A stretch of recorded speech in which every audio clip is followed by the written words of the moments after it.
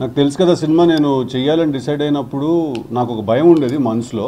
ఆ భయం ఏంటంటే అంటే ఈ భయం యాజ్ అన్ యాక్టర్ కాదు, యాజ్ అ రైటర్ ఒక భయం ఉండేది నాకు.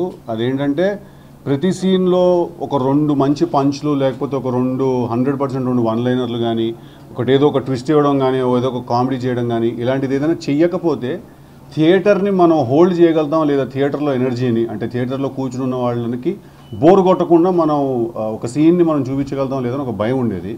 జస్ట్ ఎమోషన్ మాత్రమే చెప్తూ వెళ్తూ కొన్ని సీన్లలో. ఇవాళ నాకు ఆ భయం పోయింది. తెలుసు కదా సినిమా ఇప్పుడే నేను విమల్ థియేటర్లో చూసి వస్తున్నాను మార్నింగ్ షో 11:45 షోకి.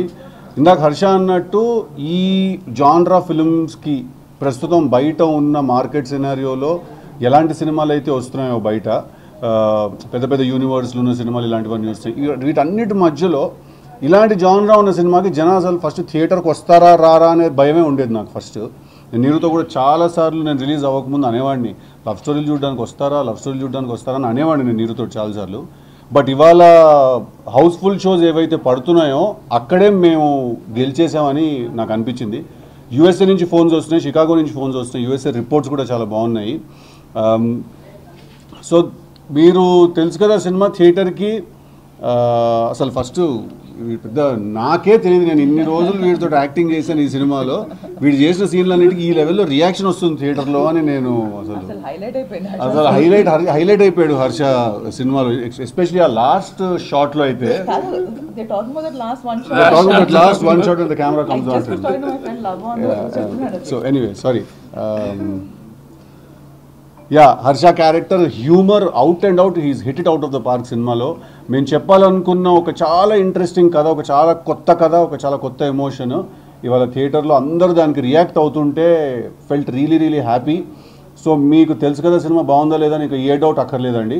మీరు హ్యాపీగా థియేటర్స్కి వెళ్ళిపోయి మీరు మీ గర్ల్ ఫ్రెండ్తో వెళ్తే ఈ సినిమా మీరు ఒకలా ఎంజాయ్ చేస్తారు, పేరెంట్స్తో వెళ్తే ఒకలా ఎంజాయ్ చేస్తారు, ఫ్రెండ్తో వెళ్తే ఒకలా ఎంజాయ్ చేస్తారు, మీ మదర్తో వెళ్తే ఒకలా ఎంజాయ్ చేస్తారు, ఫ్యామిలీతో వెళ్తే ఒకలా ఎంజాయ్ చేస్తారు. సో వాళ్ళిద్దరు గర్ల్ ఫ్రెండ్స్ ఉంటే అదొక ఎంజాయ్మెంట్, అదొక వేరే ఎంజాయ్మెంట్ అది.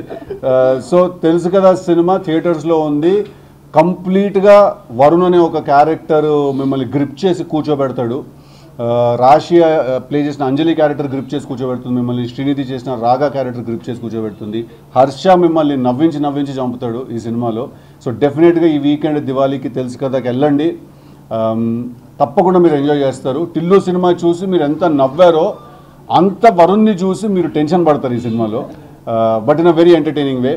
ఆల్సో మీ అందరికీ కూడా దీపావళి శుభాకాంక్షలు. జాగ్రత్తగా ఉండండి, సేఫ్గా ఉండండి, ఫైర్ సేఫ్టీ మెజర్స్ అందరూ తీసుకోండి సెలబ్రేట్ చేస్తున్నప్పుడు. ఎందుకంటే